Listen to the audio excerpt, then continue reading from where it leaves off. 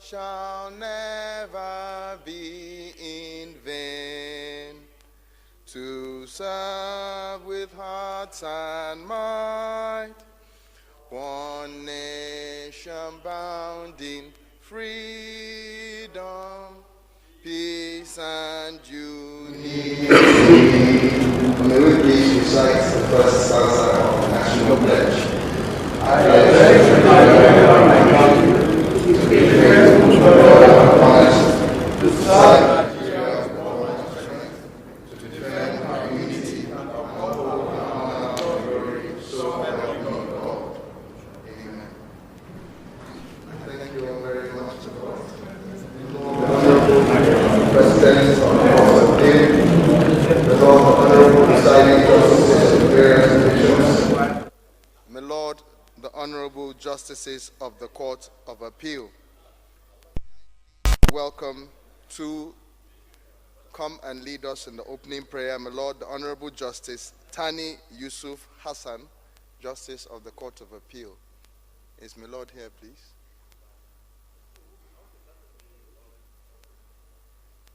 My Lord, Honorable Justice Tani Yusuf Hassan.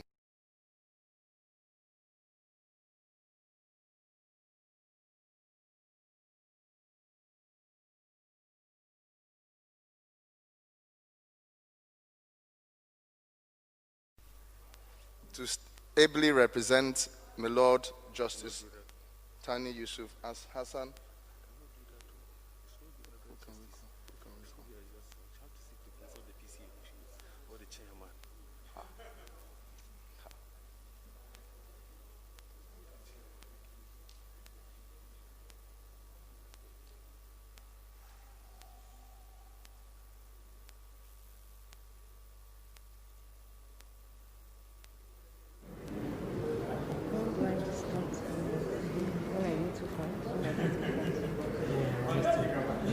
will arrest you, so when? No, I'm just asking. Okay. Just one.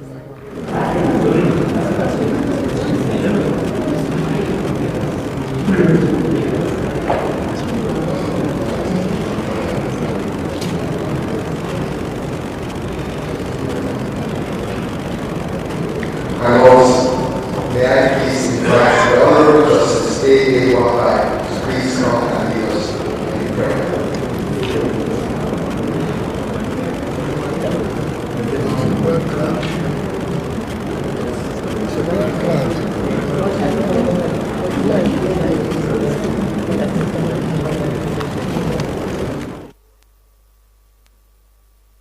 Lord, you're welcome.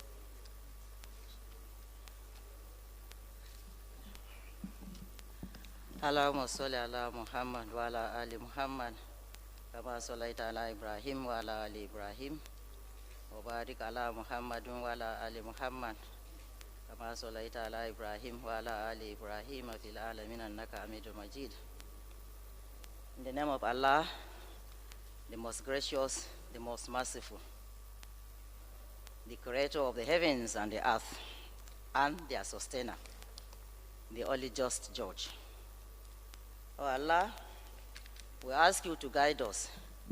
For whomever you guide, none can misguide. Oh Allah, we ask for your protection. For whomsoever you protect, none can harm. Oh Allah, we ask for wisdom, as you bestowed wisdom Solomon, to be able to decipher the cases of the parties and to judge with justice. Oh Allah, we ask you to remove all obstacles on our way and to make easy all our fears for us. Oh Allah, the most forgiving, the most merciful, we ask you for your forgiveness and your mercy even as you call us to account. Oh Allah, bless us and all our families and make easy our fears for us. Oh Allah, we ask for your countless favors, even as we recognize all the favors you have already bestowed on us. That all of us are here today is by your mercy and by your favor. Some people slept and they never woke up. We are here. We've been here for the past 4 or 5 days. You have been with us, and which of your favors can we deny? That you have selected us to be here and to discuss matters affecting the Court of Appeal and how we can move forward is one of your favors. And which of your favors can we deny? Oh Allah, we ask you to continue to bless us and to guide us. And in this, I ask in Bismillahir Rahmanir Rahim, Alhamdulillah Rabbil Alameen, Ar-Rahmanir Rahim, Maliki Yawmiddin, Iyyaka na'budu wa iyyaka nasta'in, Ihdina siratal mustaqim, siratal ladzina an'amta alaihim, ghairil maghdubi alaihim waladdallin. Amen. Oh Allah, we ask for the best in this world and the best in the hereafter, and we ask you to protect us from the torment of the hellfire. Subhana rabbil izzati amma yasifun, wa salamu ala al-mursalin, walhamdulillahi rabbil alamin.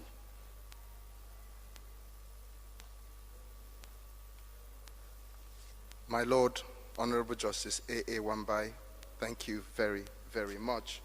We shall be moving on to the business of this evening, which is the paper presentations on ICT and the justices. This has become topical in light of recent events globally, which means that we now have to consider more information and communications technological solutions to aid us in the courts. And the chairman of session for this evening is none other than my Lord, the Honorable Justice Adzira Gana Imshelia, the presiding justice of the Court of Appeal, Jos Division. The Lord is an experienced jurist of note, having been on the bench for over 3 decades and being at this court since June 2006. It is also fortuitous that my Lord the Chair and the first presenter are no strangers to one another, having served together on the bench at the High Court of Borno State, and also being part of the implementation committee that carried out the first baseline survey on the UNODC strengthening judicial integrity and capacity reforms in Borno State in 2002. My Lord the Chair, I respectfully hand over to your Lordship. The first paper presenter for today will be none other than my Lord the Honorable Justice Kashim Zanna, OFR, the Chief Judge of Borno State. My Lord the Honorable Justice Kashim Zanna needs no introduction, as he is known to many. He is known to many in the Nigerian.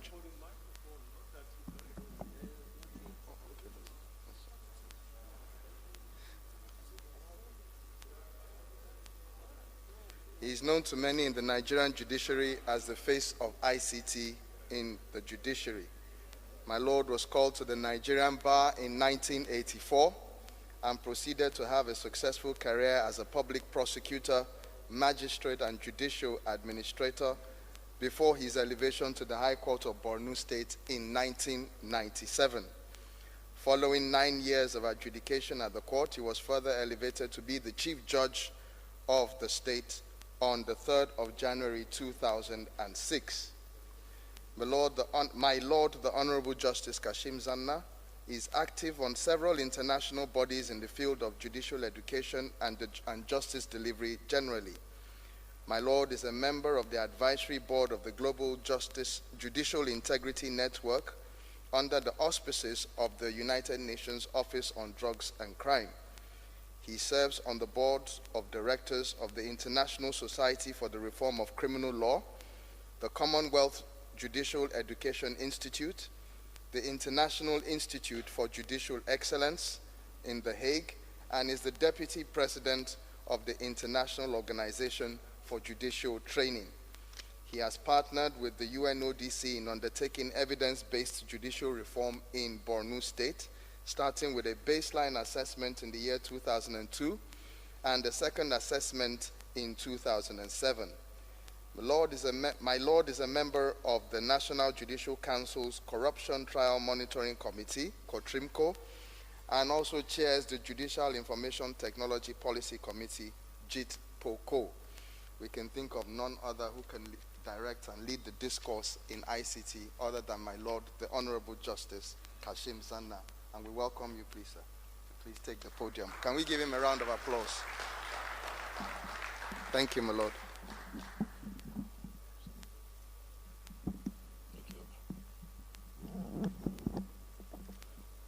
My Lord, the President of the Court of Appeal and Honorable Justices,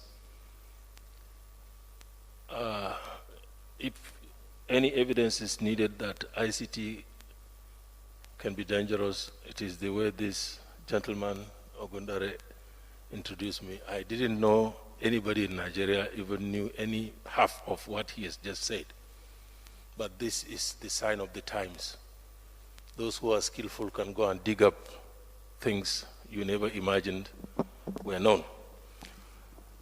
I have a problem, my Lord President, and I need help. For the first time in my life, I'm going to sit down to write a judgment knowing fully well that it cannot survive at the Court of Appeal. All along, at least I sit down confident that I'm going to write and it will be upheld.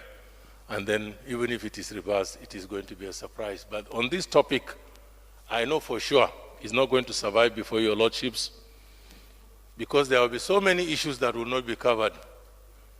There will be issues for resolution and I cannot resolve them, which means I'll end up pleading that maybe it should be sent back for further trial before the same judge so that they may be resolved.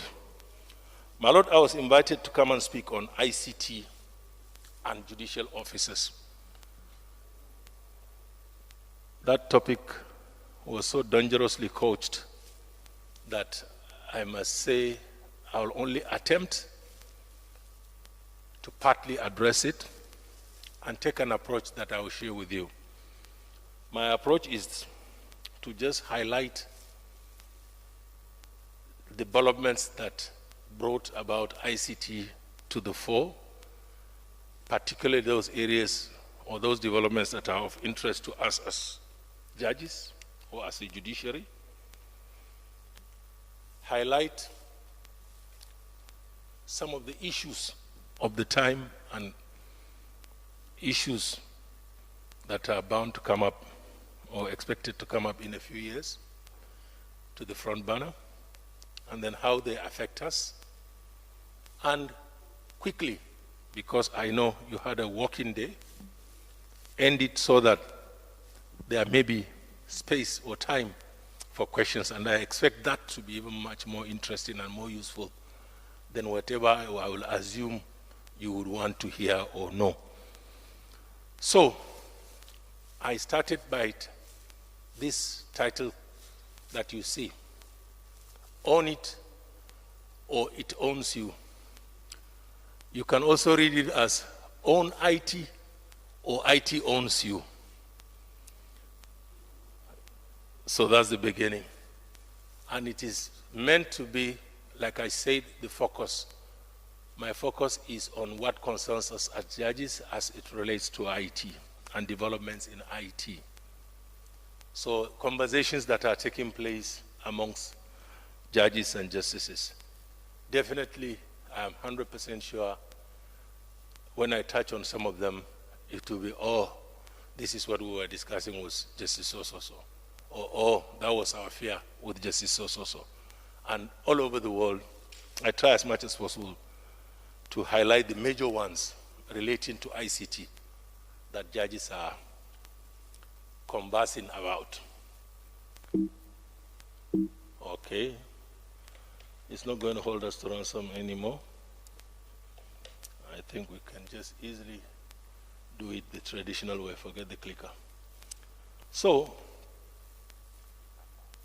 now ICT and technology, ICT and judges.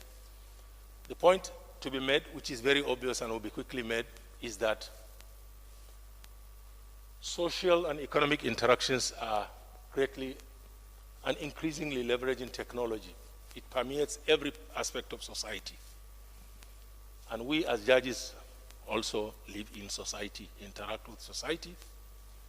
And particularly more tellingly, the disputes that we resolve are the very disputes that are thrown up by these social and economic interactions.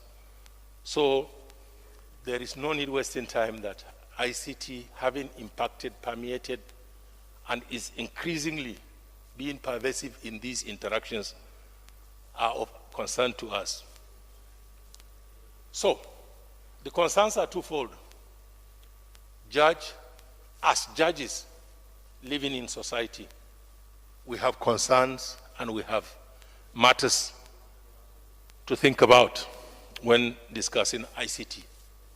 And then also in our duty, in performing the duty, in the act of judging too, there is the impact and considerations of ICT that we may and judges are conversing about.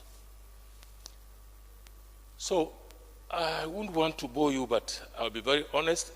Since this topic has been given to me, I'll, in due fidelity, highlight some of the major. No, it's about clicker. We need more 2 minutes than using the clicker. I know it's not easy sitting and then coming at 5 o'clock to start listening to ICT. So, the major developments or advances in technology that are bringing about these tectonic shifts in relationships and pervasive impact of ICT. It has always been there for quite some time, but of recent, the effect has been exponential. I'll cut out the traditional introductions of Gutenberg press, from paper to stone to all this. We don't do that in 30 minutes. Number one factor that brought about this revolutionary or revolution in ICT and impact on society is big data. By big data is meant nothing more than information about everything, but now at a volume and quantity that could only have been imagined. Millions and millions of information of all kinds relating to all matters are being generated by the minute. In fact, I won't bore you with the statistics, but it's like every 12 hours, the last time I checked, and I checked long ago, every 12 hours, the data generated in the world will be doubling. We all generate data as we sit down now with the WhatsApp, with buying something with a card, with viewing something. I mean, all this is data. As I'm talking now, they are streaming it is data. So, and all this can be put to use if only you have the computing power. That computing power is enormous, expensive. It used to be only very large corporations with billions that could spend millions of dollars could afford it so that they could use this data, mine it or interpret it or get useful information from it, extract information from it. And then came cloud computing. Cloud computing simply means you don't have to own any of the hardware. That is, you don't have to buy the chains of hard disks or whatever, and mainframes and blah, blah, blah, blah, blah, blah. No, all you need is just subscribe. Somebody owns this in that large scale, and you just pay, relatively just a little and use it. And so that now made it possible for small businesses and even individuals to afford computing power that they could never have imagined. And then now they can access this data and analyze it with a power that they could only have dreamt of. And with that now, they could analyze analytics. You'll be surprised in this day and age, we will find, because of the data you generate, your WhatsApp usage, Facebook friendship, or even the routes you take and the GPS and your telephone, which is marking these things, a computer program fed with that data can come out with information about you, or questions will be asked about you, and your spouse or your children will also be asked the same question, and that computer program will beat them hands down. Like, for example, you'll be told to go into another room and do one thing or the other. There are maybe 5 options, and then your spouse, your children will be lined up. Okay, which one is mommy or daddy going to do? They will give answer. You'll be surprised that 90% of the time that computer program will get it right, while your spouse may get it 40%. Your children maybe even less. So this is what is meant by analytics. As judges, programs may predict exactly how you're going to decide. Exactly. And where you don't decide, the same analytics may be employed to detect why you didn't decide that way. So these are things that can be done and are being done already. And more, it will be more pervasive as we go on. Particularly now, again, another development is artificial intelligence, which is a chapter on its own. And I want to, because of its particular interest to us as judges, leave that and take it as a whole chapter as we go down. Then blockchain technology. Yes, at least it involves money. Many of us have heard of it. Cryptocurrencies, money that has no government behind it, and yet people buy it and it appreciates in value. All these are developments in technological that have become pervasive and are impacting on society. Blockchain technology, briefly to explain it, is very simple. It's just like storing something in a way that nobody can forge it. Imagine as judges having a document that cannot be forged. Simple. That is just one aspect of it. The way it works is very simple. It's just like if you had a ledger. Like I remember during some years back when your NEPA bill is so high and a very good NEPA official is approached and he's given something, he will just remove the ledger and then there will be no record of your transaction with NEPA. And so they will just get something and then you start paying again. I know this fraud was being committed. So, but that was because there was only one ledger. Imagine if that ledger were stored in 2 million places. You would have to go to 2 million places to remove this ledger before that record can be wiped out. This is just one aspect of it that will interest us. There are much more than that in such a way that is said there are smart contracts and all these things that do not require a court at all. They enter the agreement and it is self-executing. The event is done. This is service is received. Payment is made. There are details, but like I said, we are not going to resolve all the issues today. I hope this just gives an idea and we can go to artificial intelligence. Yes, artificial intelligence is something that interests judges much more than any other, probably because it is being said that we are going to be replaced by computers that will be doing the judging. That is not true, in my humble opinion, but that is not laughable either. The computers, the artificial intelligence of today that is being talked about, because of what is called reinforced learning and CNN, what is it called, convolutional neural networks, they are becoming really amazingly efficient in getting results. Let me put it this way. The misconception being made about artificial intelligence is that it's going to replicate a human being. Of course, it cannot replicate the human brain. It is more about achieving the results that the human being wants to achieve in whatever. If it is in analyzing evidence, can it analyze evidence so well and reach the best conclusion better than a human being can? In many cases, yes. It is not about can it do it the way the human mind will work. No, it's not that way. It used to be the idea of artificial intelligence, but with a new approach to these neural networks, it is like enabling the computer program. It's actually it's just an algorithm. The algorithm understands the goal to be achieved. And then this big data we have talked about is what is used to train the algorithm in such a way that it will now know the outcome that is desired. And it is rewarded each time it gets it correct. And each time it gets it correctly or wrong, it improves until it reaches such a time, such a stage, and improves that the percentages of its being correct will be amazing. But how it reaches that decision is what it does on its own, learns on its own. So it's not like it has to think like a human being or no. In many a times, the creator of the program himself doesn't know how that decision was reached. So another handicap that was removed is called, how many minutes have I done, please? I intend to keep that 30 minutes, this thing. And I have about 35 slides to go.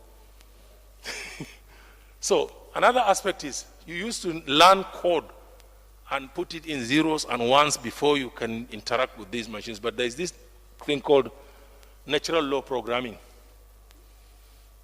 because of the leveraging artificial intelligence, whereby now you just talk to it, simple. And you say Syria, all this, but much more than that. Like this rules application developed after Watson, the IBM success. It can sift through over 1 million test documents, a billion, not million, 1 billion documents in 1 second, and return the exact phrase or expression you search it for or you require. And then each time it becomes better because it learns.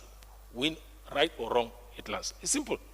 It's like all the digitized laws, and all laws are being digitized now. Ask that ROSE program. So if I refuse to pay the hotel bill for tonight because the breakfast was oversalted, what are the chances that I will succeed in court? You can answer that question. You don't have to learn any program. Natural language, thank you very much. Aha, good. Or anything. In short, the point is the same way you just go through text or index to get these expressions, it will do that in a billion in a second. And rank them, or just give you one and say, this is it, it's enough for you, and go. And to bring it home, you'll be surprised this miraculous, well, I'll use, even miracle is now becoming a word that really in IT, I don't think it has much impact. But one of the developers, a breakthrough one, this one was a breakthrough when it came. The name I'll give you so that you see how close to home it can come. Obiagele Jimo. J-I-M-O-H. Obiagele. I think it's a combination of name that over here we should be very familiar with. And that was an earth-shaking development in not only the legal world, but the computer world. So, you know it's close to home. Now, artificial intelligence is already being used. For example, in Brazil, now, to bring our challenge home, as we see our population is exploding, enlightenment is coming up, disputes will be arising, will be increasing, and I assure you, it's not rocket science to say that if we could resolve disputes faster and better, probably there will be even more cases. But that's also not a wise thing not to do it so that the cases will not come up, because the cases will end up in a way that will disrupt society and our lives. Like Brazil, for example, the last data I had were deciding about 20 million cases in a year. 20 million cases in a year. The statistics I have here, because I couldn't just dig up that one, I didn't want to use it. But the one I have here is of 2003 to 2012, the averages, whereby one judge was disposing of 1,006 cases on the average. But the lowest was like 7 something, and the highest 8 something or so. Yet each judge had 3,770 pending cases per judge per annum. That's the volume that they had to contend with. And very soon, it may not be that volume, but I mean, I saw the statistics my Lord the President read at the opening of this event in the papers, and it was scary. But then I was, having already been aware of the Brazilian situation, I said, well, we're already marching there. Now, how many judges were disposing of the 20 million that I said? At that, I don't again have figures for that time, the number of judges, but even with the increase, the present one, the figure I have now accurate is of 2019, less than 15,000. Even yet at that time, they were disposing of 1,006 up to 2012 average.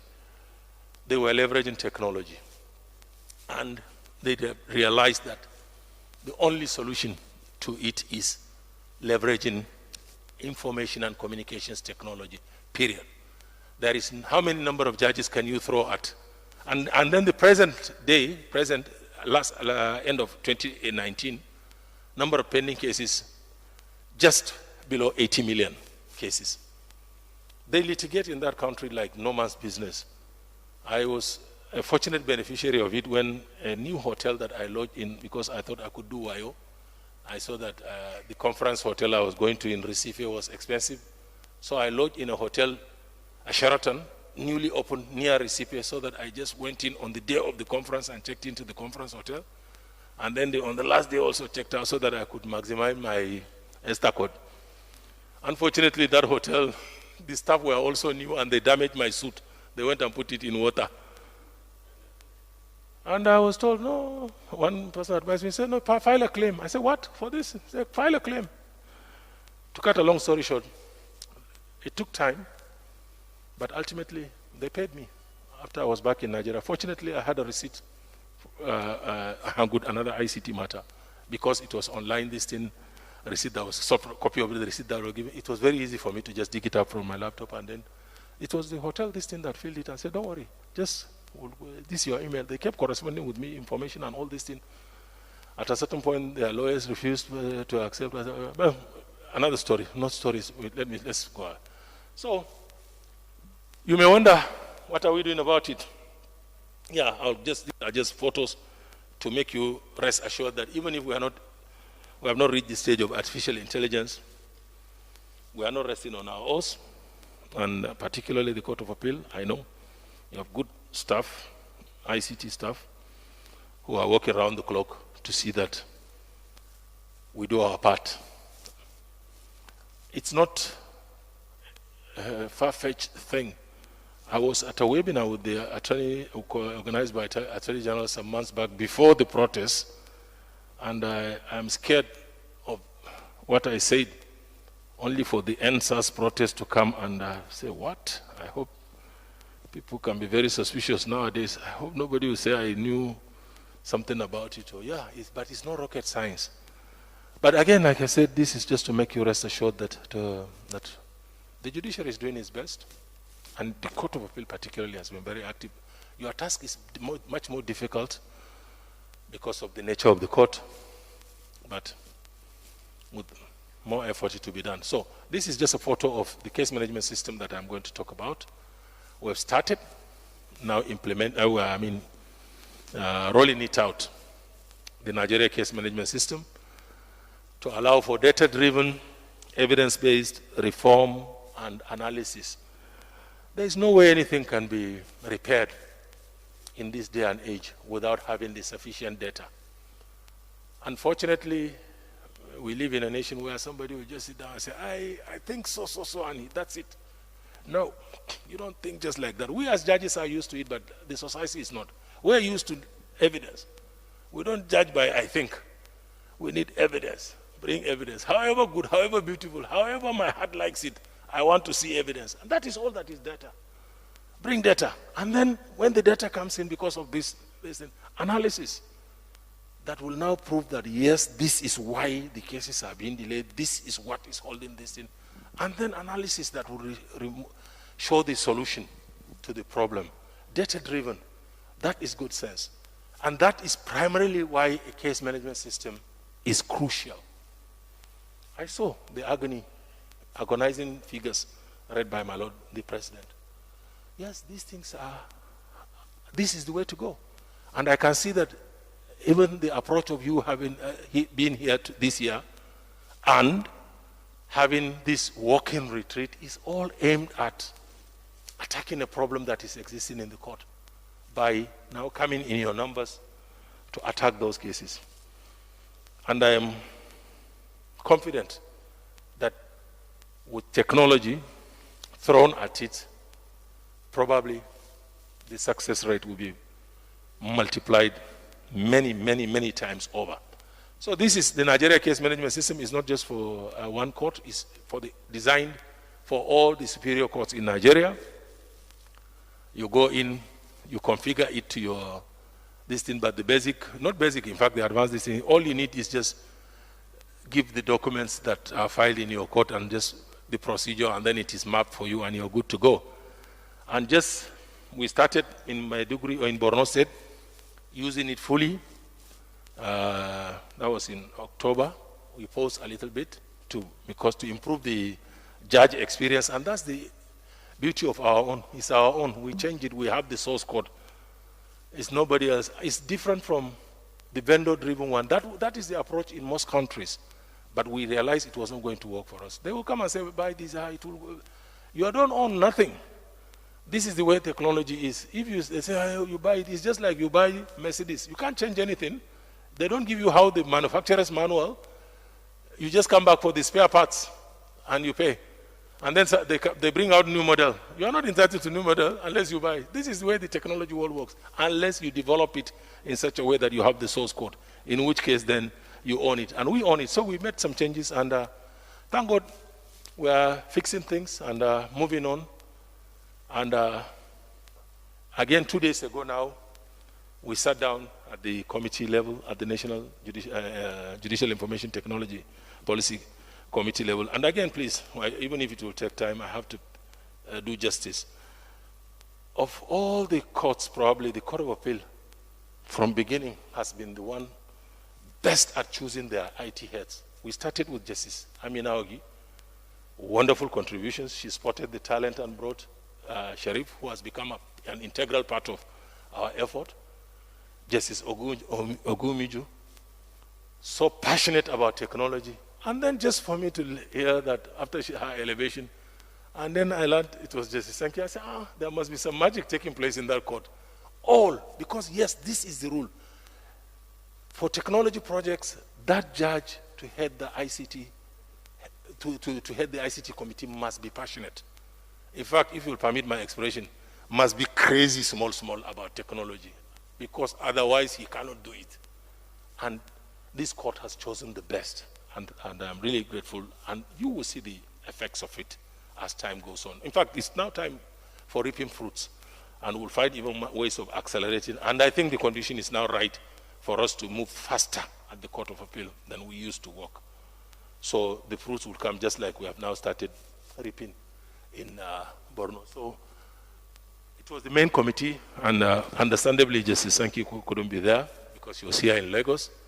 And just as a demo, there and then, I assigned 2 cases to judges in Maiduguri. We called them via Zoom, informed them, linked them up, and they opened their NCMS, saw the cases, click, click, click.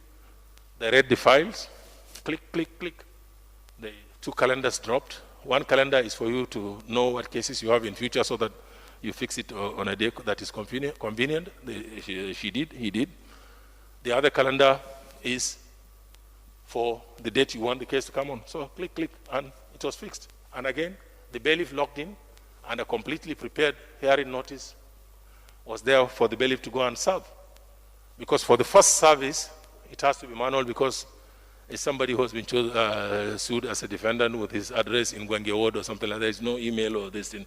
But once he approaches a lawyer, and the lawyer files a notice of appearance with his legal mail, then that is the end. So, and this is one of the judges, Justice Mustafa, as you can see, a very nice young man in my jurisdiction actually sent these photos to me. He's the IT support for one of the courts. He was recording all these things while we were going on, and you could see Mustafa having assigned his case. I like this photo because he was relaxing very comfortably now, no wahala. And he was watching our meeting in Abuja via Zoom. We knew he was this thing, but that's the beauty of technology. And then the other judge, Justice Kumaria, in her own case, her own photo was taken when she was assigning, I think she had finished reading the case. Yes, she must have been fixing the date or finding out the date that she was free to sit on. So the beauty, I talked about data and analysis. What you have here was a surprise even for me. We just started end of October or so when I assigned the cases, and we had to even stop, like I said. So after, because when we for the redesigning of the judges' paying, I was discussing with the judges, I noticed that there are areas where they could find it easier. So I stopped, went back, we sat down with Sharif and the other guys, and I tortured them and produced what my judges loved in the way they did their work. So because of that, because we have stopped taking in cases manually, the cases now accumulated. So, but I think the first day was about 80-something cases I assigned. And then subsequently I said, okay, in order to test the system, let me see what I can discover. Because you can ask any question, just set it, how many cases are pending? Simple. One specific case, where is it? Is in so-so. How many judges handle this since filing? So. It will just drop down per minute, per second. So I did one query, and I noticed that one case had already exited. I couldn't believe it, and this happens to be the case. So I thought it would be like next year. I was even telling somebody by next year we'll have our first case that entered electronically and exited electronically. Little did I know that I didn't understand electronics, because if I did, I should have expected it sooner. This case came in electronically, see the date, just with that query, Everything came out 5th November, and it moved on 5th, until case ready for assignment 6th November. So if I wanted to know, if you want to know who was not doing his job, then that means it's CJ who was not doing his job, because the case stopped from 6th November and did not move until 25th November. But I have already given you the reason. I went back to redesign the judges portal so that judges will find it easy to assign. But immediately I did that because of the ease of the moving of this. On the 25th, I assigned it. See, 25th hearing date was fixed. I mean, of course, just about a matter of minutes as he logged in. Motion hearing date. All these processes just kept on happening the same day, an hour or two later. And then proof of service, that was the last thing that was filed on the 25th. They had already now fixed the hearing date. On this same 3rd December, because it was undefended, the hearing took place. And then in another search, because the searches are so many, if I had searched another one, it would have given you also the drawn-up order, which shows that the case has ended, order has been given, and Fidelity Bank should go and obey. So, these are the advantages of technology. I want you to just relax a little bit. If there are Fulani people, I have no apologies.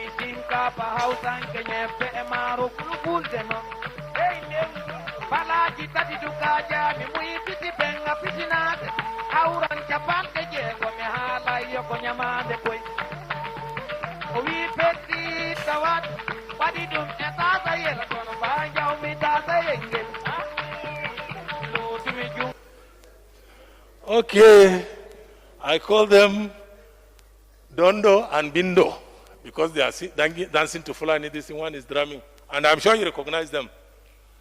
Okay, it's not just for the relaxation. It's now to bring us to another issue that concerns us. ICT can manipulate images, can make things look real while they are not. You certainly know these two. This guy will not drum for this guy, and that guy will not dance to that guy's drum. Dindo and Bindo. But that's what ICT does. It is called deep fake. Actually, this is not even deep enough. There are really deeper ones that will be very difficult for you to even decipher. And don't they come as evidence now before us? Increasingly, they will come. And I will go up and even point out a few areas where we should be cautious. So, judges are affected by it, both as persons and also in our adjudicatory system, because the nature of evidence will change. We're entering an era in which our enemies can make it look like anyone is saying anything at any point in time, even if they would never say those things. So, for instance, they could have me say things like, I don't know, Killmonger was right, or Ben Carson is in the sunken place, or, how about this, simply, President Trump is a total and complete dipshit.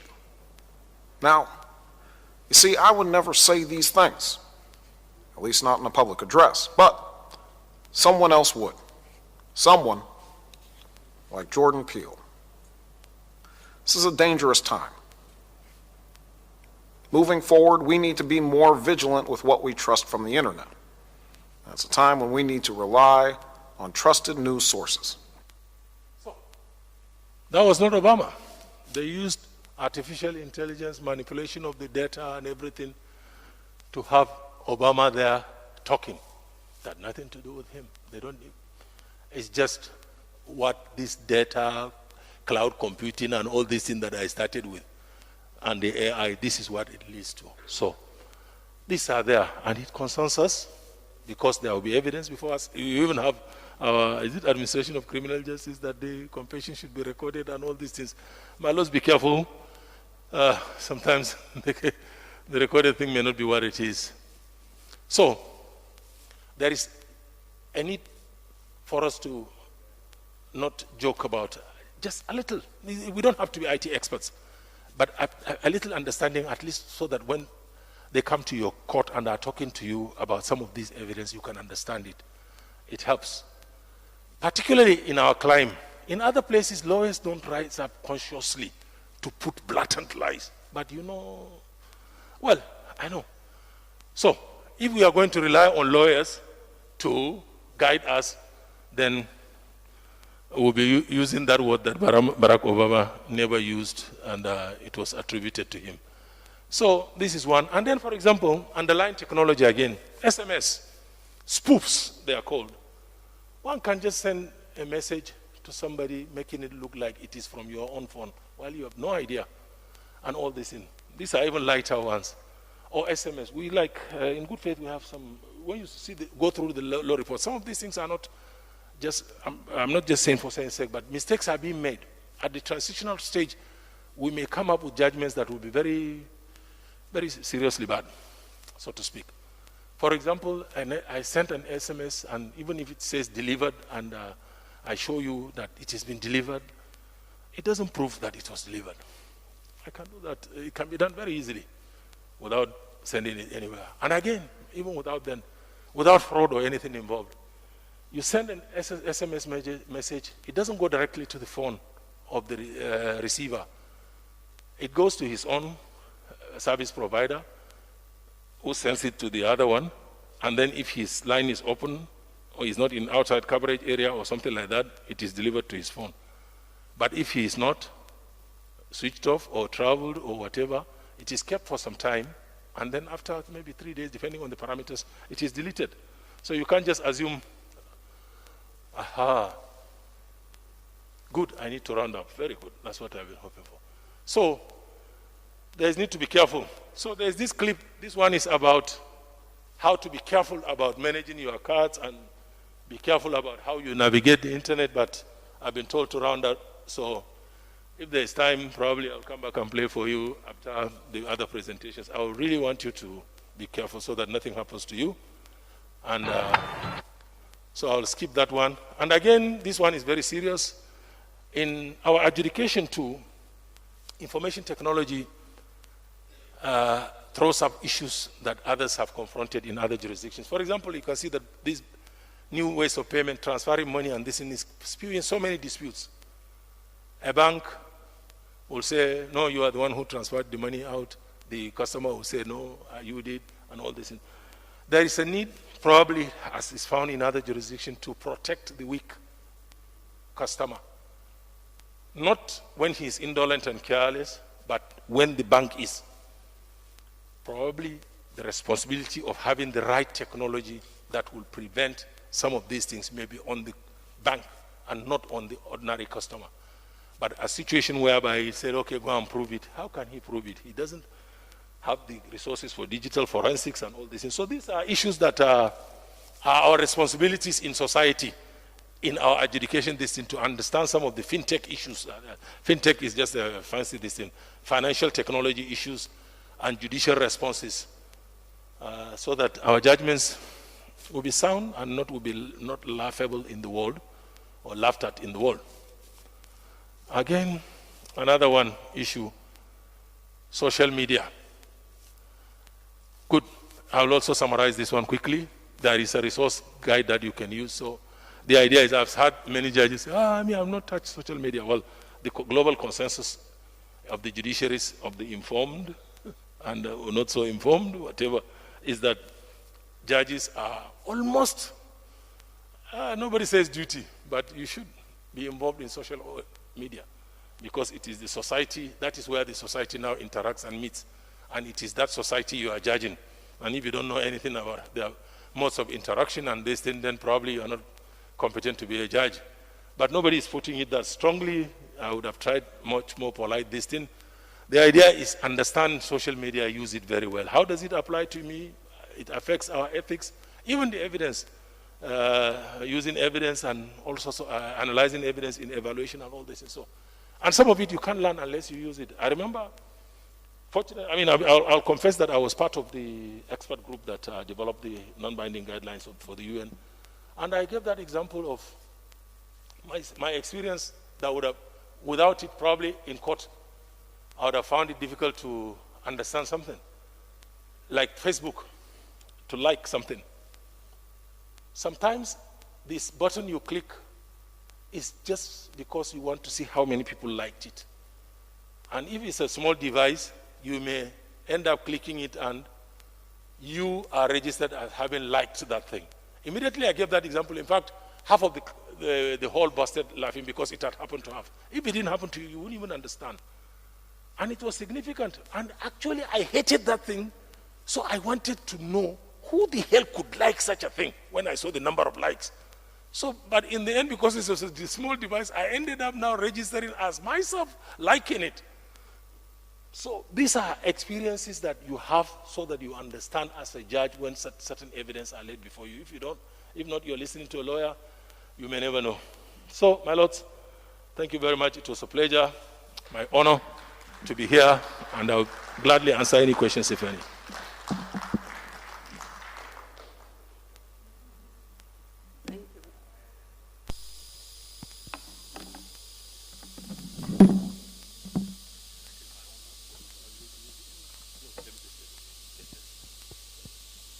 May we please give my Lord another round of applause. I guess my Lord knows that the title, The Face of ICT, is not too far-fetched for my Lord. We shall move in swiftly to the second presentation. My Lord?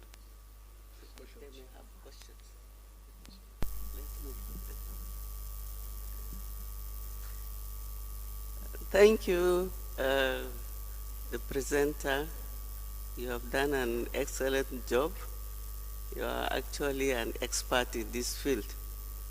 So please, can we give him a round of applause again?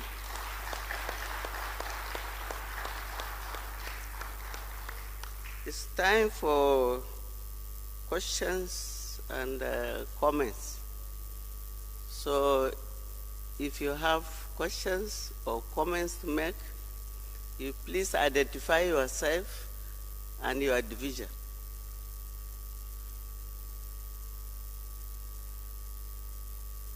Any questions or comments?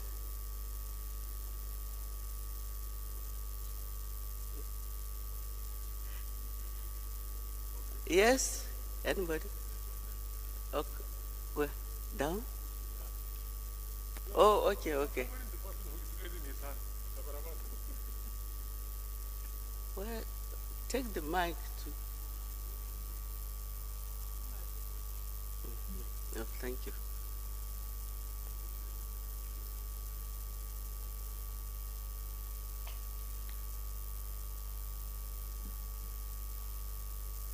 My Lord, the President, my Lord, the presenter, my Lord, we thank you, my Lord Zana, for the wonderful and unique presentation. My own question is one, and it is about the fact that for quite a while, we've been talking about ICT in the judiciary. And each time we come and listen to elaborate lectures like this, the issue is how far have we gone with the deployment of ICT in judiciary. We're so happy that up to now that we're having official email, the Court of Appeal, and we've been on this journey for a long time. What could be responsible for this kind of delay is the preparation that is still expanding forward, or we will soon arrive at when we will deploy technology in the judiciary. Added to that, globally, globally as in countrywide, we've discovered that we still have challenge with internet, and this is internet driven. What efforts are we making to beef up the backbone, the internet backbone, that can make this whole elaborate, gigantic arrangements workable at the end of the day in the judiciary? Thank you. Yes? Any other comment or question, please?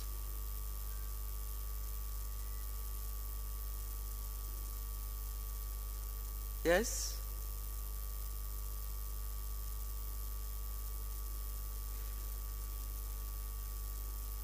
It means you are all satisfied. Eh? Huh? Well, okay. Sorry, I didn't see you. All right. Your name and division, please. My Lord, the chair, the presenter of the paper, and my learned colleagues, I stand on the existing protocol. As a matter of fact, my name is Hussein Mukhtar, Presiding Justice of the Kaduna Division, now moving to Kano. This paper is presented by one of the best luminaries in ICT, not only in the judiciary, I believe in the country as a whole. I know Justice Zanna Kashim very well.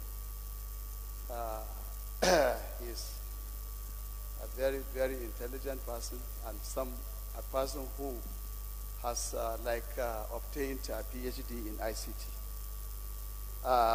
However, there is one thing that I think we need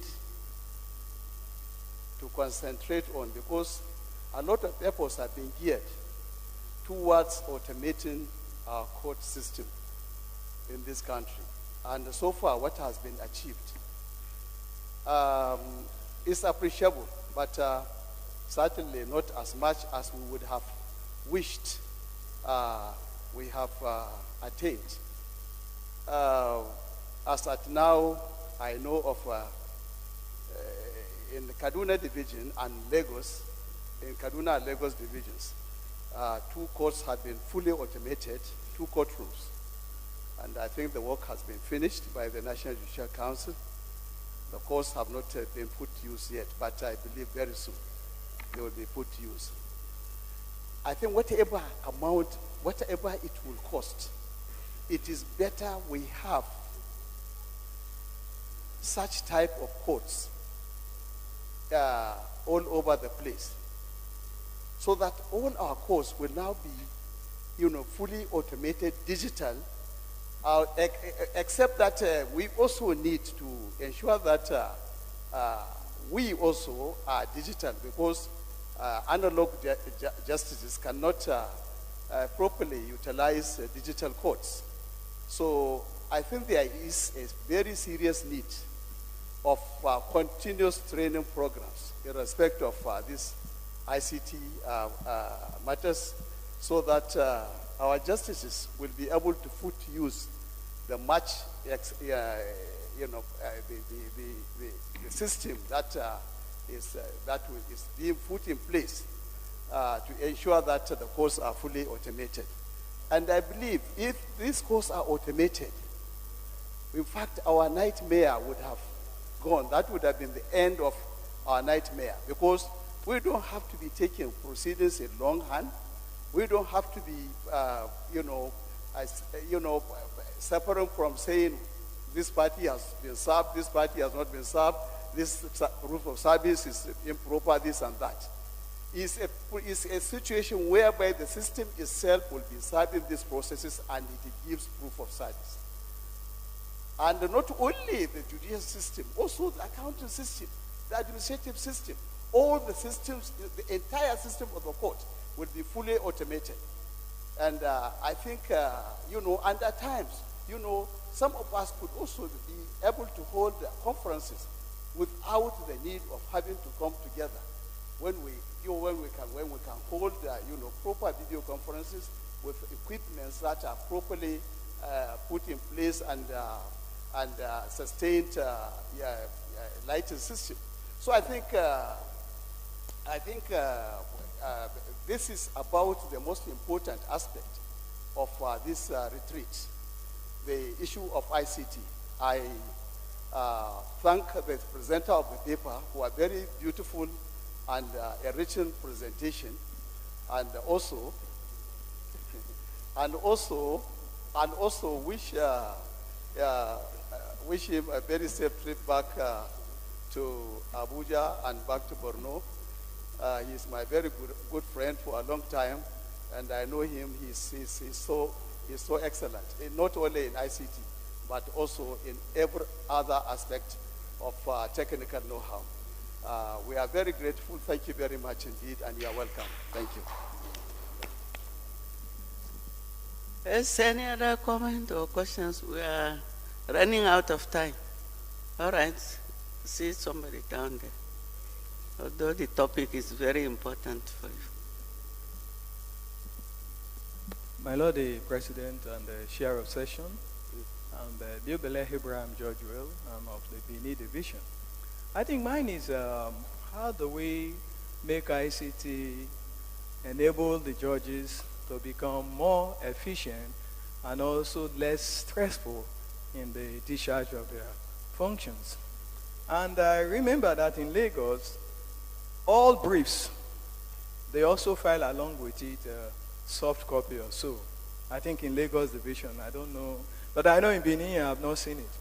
Now, my problem is not even the briefs. How about the records? Is it possible to get records of appeal in soft copy? Because particularly for those in Lagos, like this special one we have come, some of the records we are seeing, even to carry them is a problem, talk less of going through them. But if they are in soft copies, for those who use the computer, it will be so easy to browse through them, take the relevant pages that you need, and use them very easily. So the presenter of the paper, my only question is it possible for us to also, in thinking along this ICT line, get our records of appeal to be available for justices in soft copies so that perhaps they can approach the registry, collect it, put it into their system, and half of the work is gone. Thank you. God bless you. One more, please. One more. We don't have time. Yes? You want to ask? Where's the mic? Bring the mic for...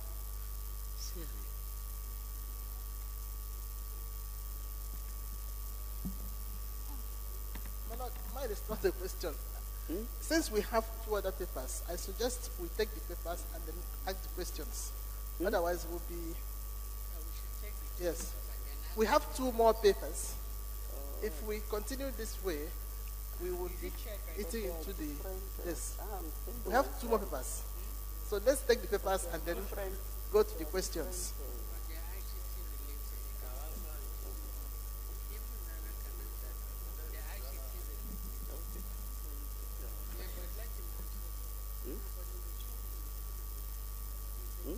Thank you very much.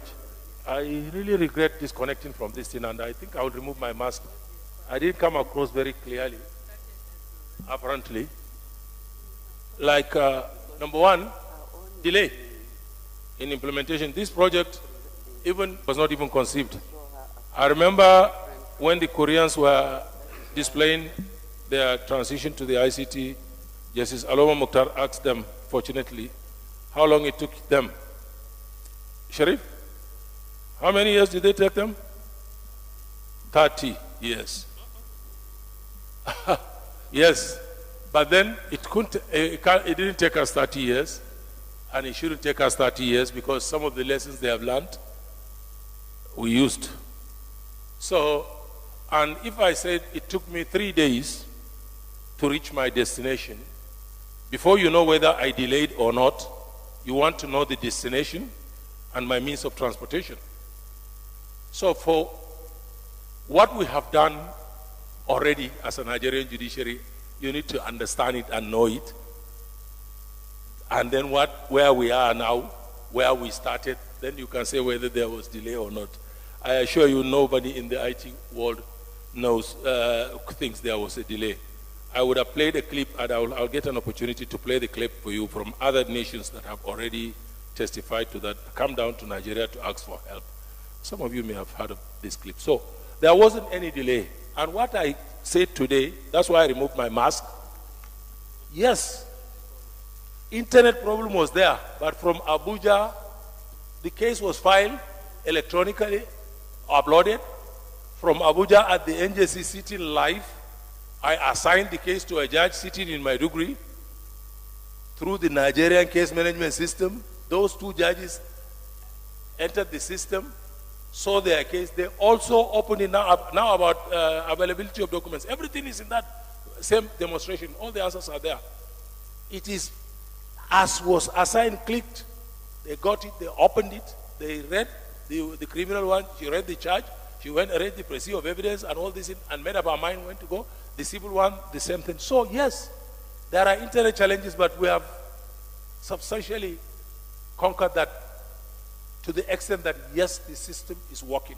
If it can work from Maiduguri, a chief judge will sit in Abuja and the case is filed, he assigns it live there instantly. Judges in Maiduguri on their system too will access it, read the file. Also, this is what I wonder where these other questions are coming from. So they, to be honest, all been addressed. I regretted this thing. I would have logged in, and I think they should try to set it up again. I'm going to stop. I will allow the other sessions to continue, but then they will sort up. I will right here and now log in to my account, which I will also log in on my handset and check if any cases have been filed. Since I came here, you will see the cases come up as a task for me on this handset. I will then open it, you read the documents that were filed in that case, and then if I believe this is a case that I will assign to this court or the other court, I will assign the case here, click on it, get the court, assign it, and then, unfortunately, it's night. If you like, tomorrow morning, I'll give you the telephone call number of the judge I assign it to. Call him and tell him, well, ask, and you will see that the case is gone. So it is there, it is done already, finished. It's no miracle. We've done it. What we lack is this, to be honest, my lords. In all the jurisdictions where these things have taken place, usually the questions are, when they start these projects, the questions asked are, what is my part? How do I contribute to it? What is my role in it? And that way they achieve. They all move. Each one wants to help the process. And they ask, what do I do to push this project, this laudable project that is going to earn accolades for all of us? So if we cultivate that one too, it's a matter of time. But yes, to the question of your access to documents, as soon as it is filed, if you are a judge, once it is assigned to you, immediately you log in to the system, you have access to every document filed there. And because, and another difference with this, the other system that you made, this thing, and because all these things is residing in the same database, interfacing with the same software, gathering of record of proceedings, to be honest with you, is just, we are going to use that terminology for some time because we are a paper-based world, but really the record is already there in the same database. It's just about now the access being granted to the Court of Appeal, because when it was in Maiduguri, it was same database. The case has gone to Court of Appeal, same database. It is the same document. It's just to point you, give permission, and you open it and you read it. My lords, we need maybe a whole retreat on ICT. Otherwise, this thing will not be understood. And some of it is actually incredible. So it will not be believed. Thank you very much, my lord.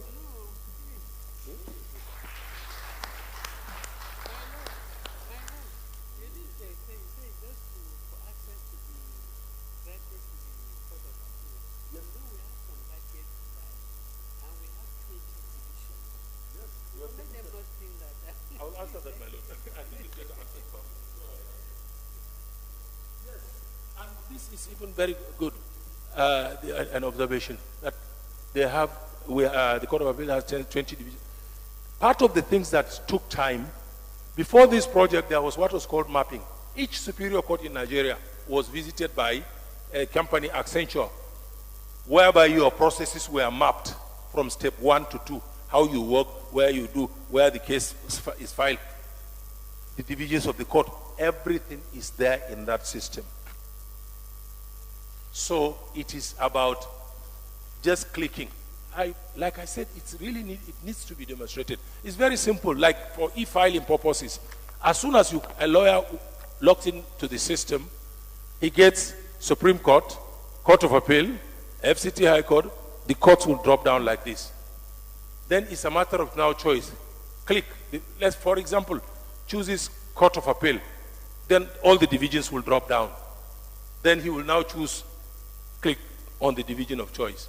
If he wants to file in Maiduguri, for example, he's sitting in Lagos, he only needs to click first, goes into the system, ignores Court of Appeal, Supreme Court, all the other, locates the state, Borno, he clicks. Immediately he clicks Borno, Maiduguri Judicial Division, Biu Judicial Division, Ngala Judicial, all these things, he clicks. And then he finds the division he's going to file with, he files the case. So everything, this is really what took the time, mapping and then designing. Everybody designs for one court. We are designing for a nation. Our rules are not all the same. Our processes are not all the same. For example, a case is filed, once fees are paid, it comes to me for assignment. In, yes, Lagos and Rivers, no. Service is effected first before the case is assigned to any judge.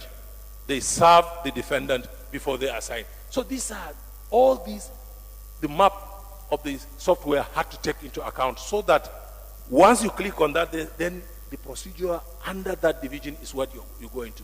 In fact, the first things you see are documents that originating documents, like writ of summons, originating motion, originating summons. In some places, it's complaint.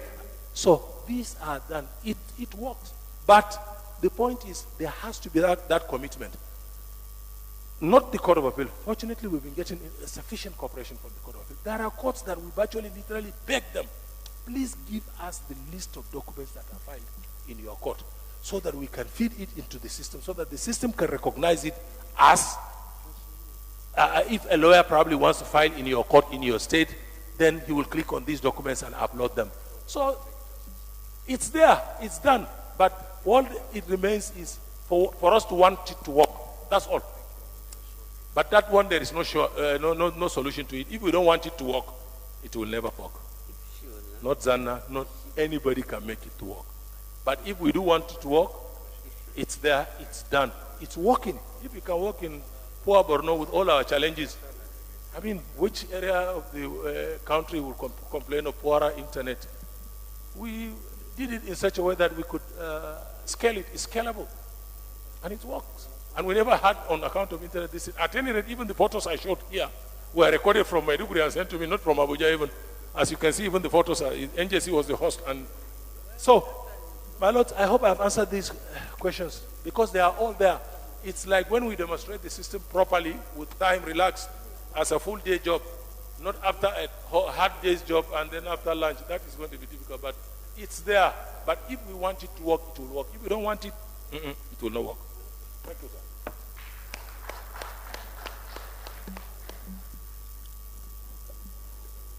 Thank you very much, my lord. There will be a slight change.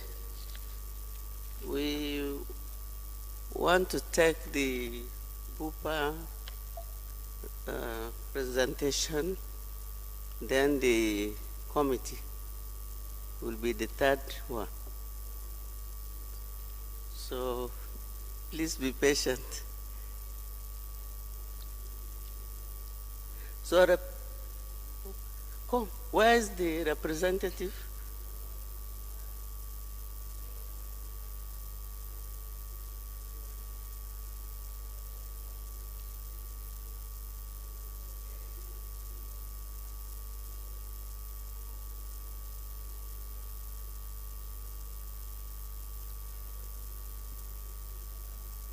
Where is the representative?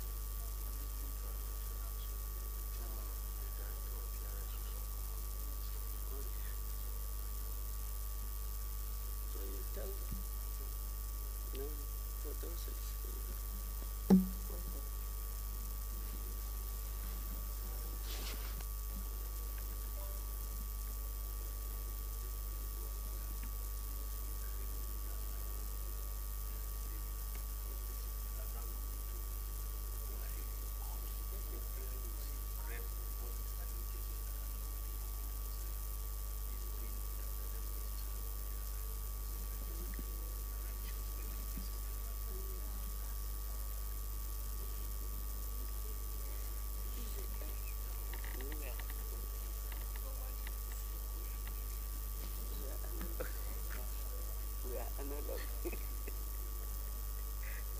It's too late for me.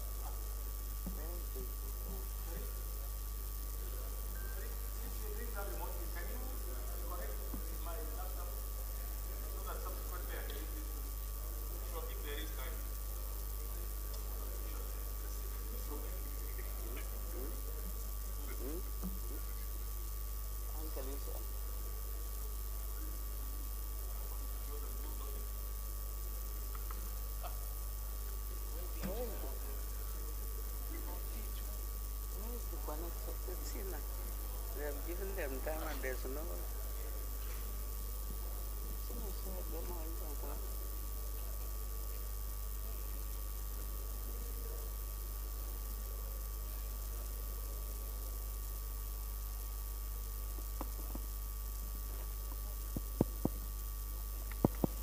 Good evening. Good evening, my Lord, the President, and my lords that are well seated. My names are Dr. Adamu Alladi Dawood. Okay, sir, all right. So actually, Adamu Alladi Dawood. If I want to go stylistic, I said Adam Dawood. Okay. As for this very evening, I'm going to introduce us to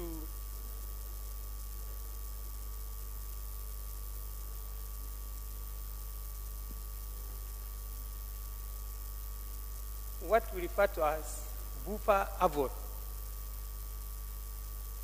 The Bufa Avon is actually an international health insurance and healthcare provision group. It is actually a company with an international recognition that has actually been working across the globe. It actually originated at the United Kingdom, and headquarters is there. It has been founded for over 73 years ago, since 1947 to be precise, as a British United Provident Association. And we are actually in over 33 million, we've affected lives of over 33 million people globally. And over 83,000 employees, as at year 20,000 are what we actually have. Our revenue as at 2019 stands to be 12.8 billion Great Britain pounds. We are actually into health insurance, hospitals, outpatient clinics, care at homes, retirement villages, digital health services, and dental cares, and other health needs that might arise. We are also into easy access to global reach. Customers have access to the largest network of medical providers worldwide. We don't need referrals when necessary, and we have direct access to medical specialists. I'm very happy that I listened to the last presentation. It has eased the work. We said the world is a global village. And being a global village, it means as the judiciary is trying to go digitalized, in medical practice, we are already digitalized. And you believe me that the idea of one of us becoming critical here, we can actually organize a special plane that will actually fly the person to the best hospitals across the world. And that can be done within the next 6 hours. And that is the work of technology. Now, the buffer itself, those are the profile of buffer. What about the Avon? The Avon is the Nigerian Health Management Organization, what we refer to as HMO, that is duly registered with the National Health Insurance Scheme, the NHIS, and has the reputation of being the most dynamic and trusted healthcare insurance provider in the country for over a decade. The Avon, as I'm talking to you, rank the second or the third in excellence in this HMO business with NHIS in Nigeria. And we happen to scale through to partner with Bufa. So they provide high quality and easy access to healthcare services for individuals, families, associations, and corporate organizations all over the world.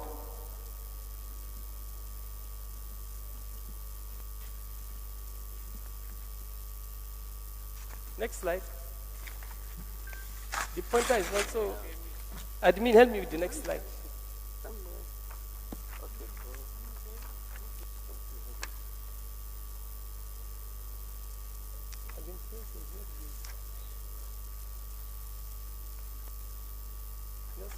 Just press the button.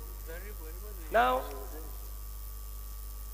it is pertinent to actually make us know that with health insurance scheme, we try to actually narrow our healthcare burden in the sense that once you have a registration for health insurance, your health needs can easily be addressed. And why buffer? Okay. So actually, as I said earlier, they said I have 10 minutes. But to be very frank, I will summarize the issues of buffer in the next 1 minute. And the other 9 minutes, I'm going to discuss very interestingly how can we cope with COVID-19 pandemic, if your Lordship welcomes that, so that we actually live here with the appropriate information on how to protect ourselves, what to do, and also what is the next line of action that individually we can take based on COVID pandemic. So, why BOPA? Actually, there is good access. It is a winner. There are actually, we have some cardinal points.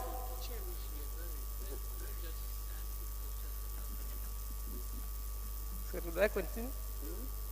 Do I continue? I think we would rather have the justices asking questions.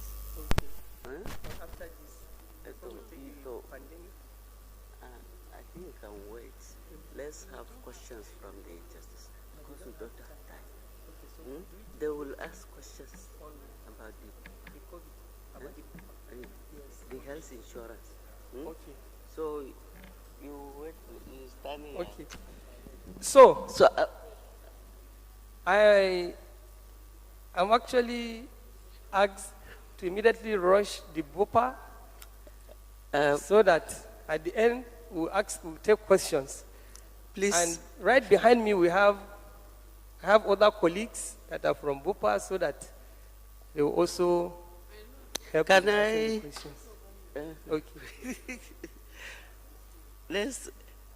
Please, my lords, if you have questions, we are running out of time, so it's better if we ask him. Okay. He will be able to explain how we can access this insurance. Oh, you have.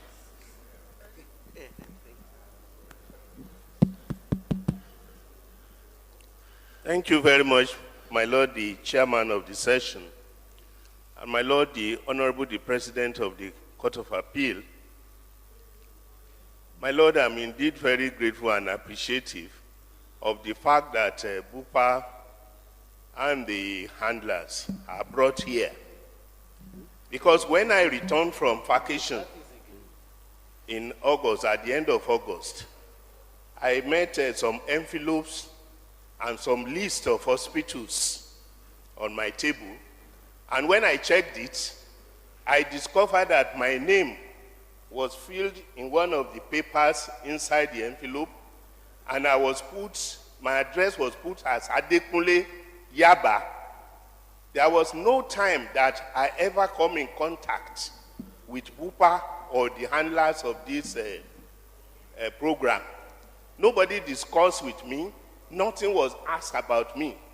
Then I saw the sum of $750,000 or so being put there as secured health insurance or whatever for me. And they listed hospitals, I think 4 in Ibadan. But I was taken to Adekunle. Nobody asked me where I was living. Nobody asked for my quarters or anything. So I was wondering, how did it come about? If it is $750,000, have it been paid on behalf of each and every justice in this country? Or it is just an estimate of what it will cost us to secure our health? Because one is wondering that if no such money is given to judges, they know where to seek for their medical, yes, to go for their medical treatment, whether in London or Dubai or anywhere. The whole thing is very AC.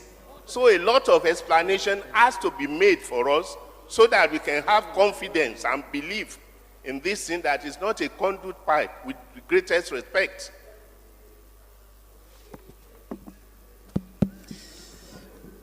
My Lord. Thank you, my Lord. I have my Lord here. Yes. Yes, we are coming. My name is Justice J.O. Bada, the presiding justice, Ibadan Division. This Bupa scheme, they just brought it to us from the blues. We don't know whether it's 419. Because what they wrote for us, nobody interviewed us. How can justices of Court of Appeal assess this thing? Nobody discussed with us. You are just sending papers. And we saw that money has been paid. We saw 750. I hope it won't be another avenue to eat money.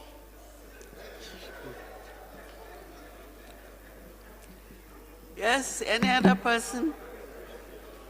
Bupa, you are blocking us. Any? Please. This one is there. Oh, okay. I'm not seeing. My Lord, I'm here. Yes. Hello, Chairman. Yes. Go ahead. Yes. I beg, let the chairman see me. Please, don't block me. Okay. Go ahead. My Lord, as a follow-up to the previous contributions by my Lord Ige and my Lord Bada, what we want to understand, in fact, when I received that information, as voluminous as it is, I quickly sent an inquiry to the office of the president through the sender, and no response to date. We are all anxious to meet these Bupa people. The first question is, how did you even get our individual addresses? Who made the arrangement? What are the conditions? What are the benefits? All these are what we require to find out. And if is it voluntary or compulsory? Are we compelled to participate, or are we free not to participate? What are the benefits? All these are the information that we require. It's not long grammar, because you send voluminous information. We don't have time to read those ones. We want simple explanation. How do we key in? Have we keyed in already? On whose authority do we key in? Is it compulsory? If you are opting out, what are the benefits? Because I see a lot of money in dollars or in dollars. If I take that money, I may not feel sick again. Yes, I will eat good food. Yes, please, gentlemen, we want detailed explanation. Thank you so much. Okay, no, the president wants to speak first. After, yes, madam. Thank you, my Lord, the chairman, the members of the high table, my lords, the presiding justices and justices of the Court of Appeal, and other principal officers of the Court of Appeal. Good evening once more.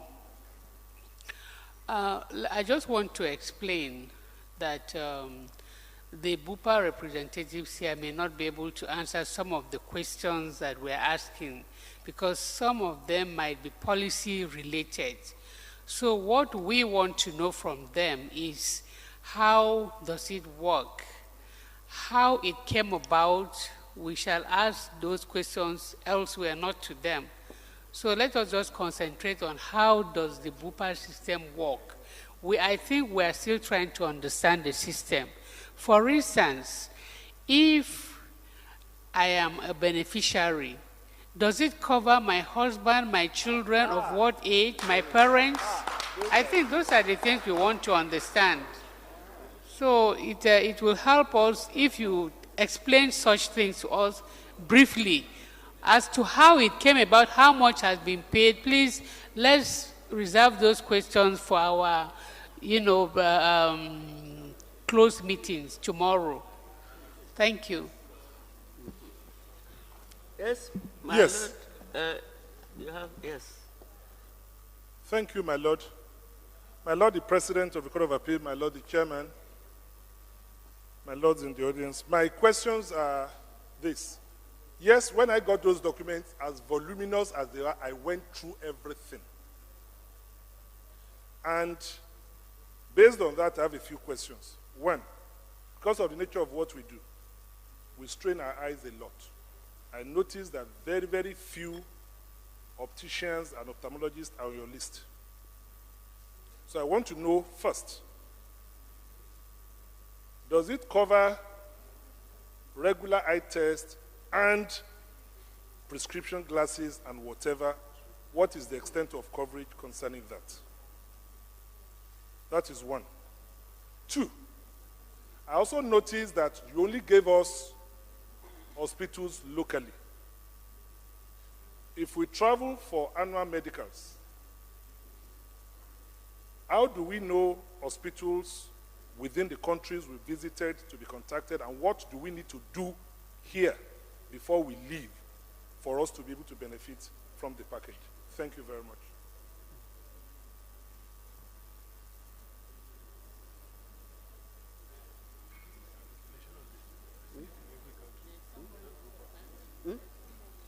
Oh, yes. Okay. My Lord, the President, Chairman of Session, Judge Will, Benin Division. Mine is just a suggestion. Yeah. When I went through the list, of course, there are so many clinics and hospitals, but I already have a clinic in Nigeria that knows my problem, that takes care of me, is not on the list. So why not rather ask the justices to submit names of their clinic where they are already receiving attention, so that you can rather liaise with those people than giving us names of clinic that we don't have any relationship with, and then we go and begin to start a new, establishment relation with them. They may not know our peculiar problems.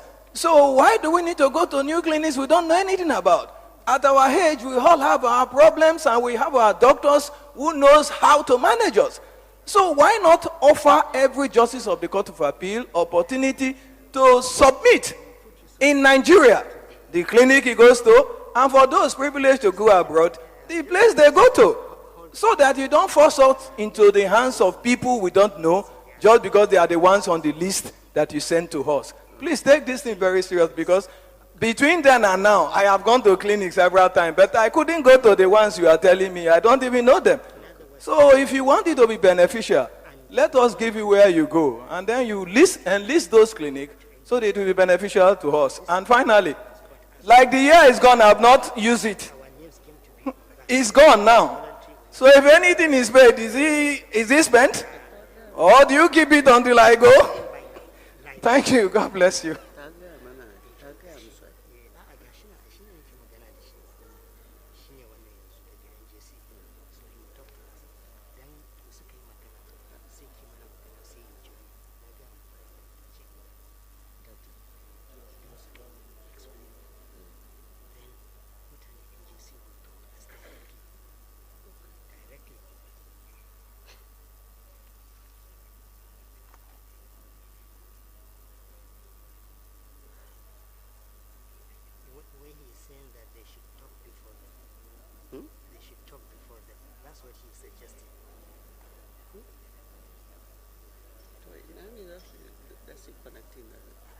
They are already live. Sooner than the they can talk to us here. Yes. So, please, hello.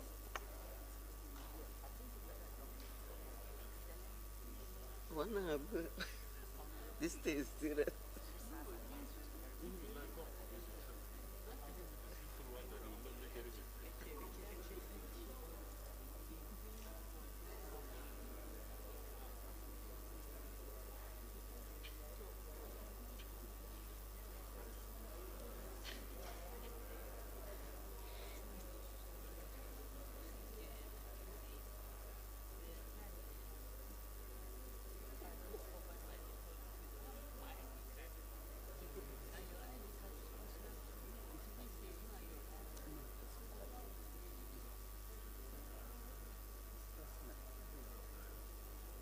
Okay, that's ceremony.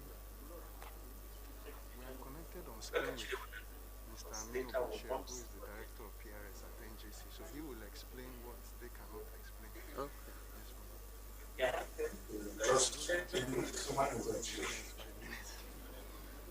Please, representative from the NJC, he will explain more about this Bupa. Please,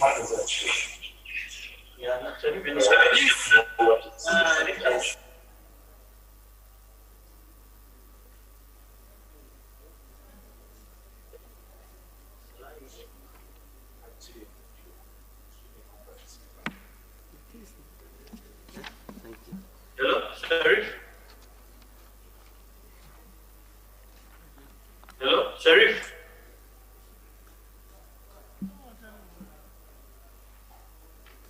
Oh, okay. Okay. Good evening. Sharif, can you hear me? Because I can't see. Oh, okay. Good evening. Good evening, Honorable President, Court of Appeal. Good evening, Justices of the Court of Appeal. Good evening, ladies and gentlemen. I am so sorry. I must start by apologizing first for just coming on. But by the beauty of technology, I must say we were connected here and we were seeing, I must commend the Court of Appeal as well. We were connected here and we were seeing live part of what has been going on. And some of the questions that have come on at the right time. That's why we suggested that perhaps we should come on at this stage and give a preview of how this started so that they may clear most of the questions that have been asked and most of the questions that may have been intended to be asked. Good evening. My name is Aminu Bashari. I'm the Head of Planning and Director of Planning at the NJC, and I have been privileged to participate at the BUPA program. Just to give a slight synopsis, the BUPA program came about. It started about 2 years ago when the NJC decided that, like everybody knows all over the world, one of the greatest challenges is the good provision of healthcare. So the NJC was worried about this and felt, what would it do to enhance or provide international standard healthcare for the justices and the judges of the federal judiciary. Now, it took about a year to compare international healthcare providers to come out with which one is the best provider worldwide. Now, we discovered this would be Bupa. Unfortunately, at that time, why it took some time to agree and finish this was, at that time, Bupa had decided they were no longer operating in Nigeria for their reason. They had come to Nigeria, they had started, and then they left. So it took a long back and forth discussion with partners of Bupa before they eventually agreed. One beautiful thing about it is they solely agreed to treat people in Nigeria because of the distinguished category of people we were presenting. We let them know that these are justices and judges. And so after a long period, they agreed, okay, if this was the category of people, they would take it through their partners. And that is how Avon Dykes came in as their partners in Nigeria. Now, the NJC, after agreeing with the Bupa, sent out forms, because I got questions. Like I said, we were live and watching what was happening. I got questions. Someone asked, how did they get his information, and etc. Perhaps my lords would recall, we sent out forms through the office of the President of the Court of Appeal to every justice of the Court of Appeal. I've got a sample copy. I would probably just block. I've got all of them here, the forms that were filled by the justices of the Court of Appeal, with everybody putting his picture and his email, his phone number, partial part of medical condition, etc. Those forms were sent out by NJC to the Supreme Court, to the Court of Appeal, for everybody to individually fill and give their email, which, my lords, thank you very much, everybody did and brought back. And those were the forms that we took at the NJC and gave to Bupa.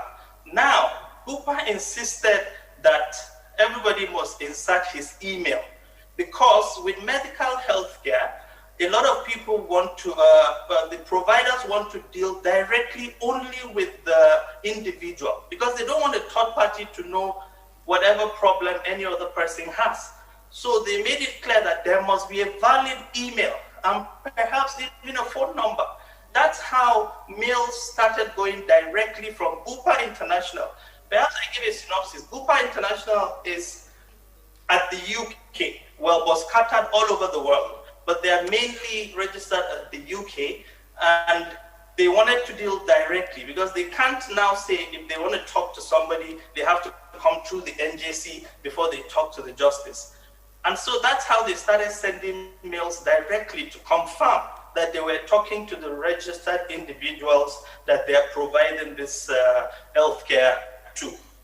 So I apologize if this was not explained previously clear, but that was how they got the emails of everybody, and we got the emails by the forms that you filled, and that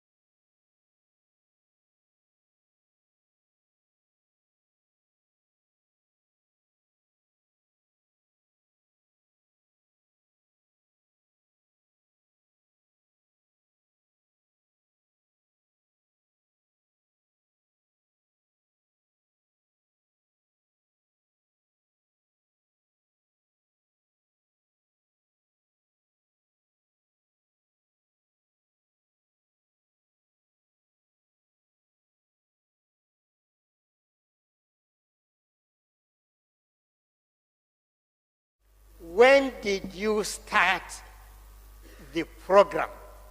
Was it January 2020 or was it March 2020? And it is supposed to run for 1 year. Therefore, when is it going to expire? Is it going to expire in December 2020 or in March 2021? Because if it is going to expire in December 2020, it means the $3,000 you had paid for most of the justices of the Court of Appeal who have not been aware and who have not utilized it so far, that money would go like nothing because it is going to end in December. With the COVID, I think you should talk to the Avon people. They ought to realize that we did not know this thing on time, and therefore this should extend up to March 2021 and not December 2020.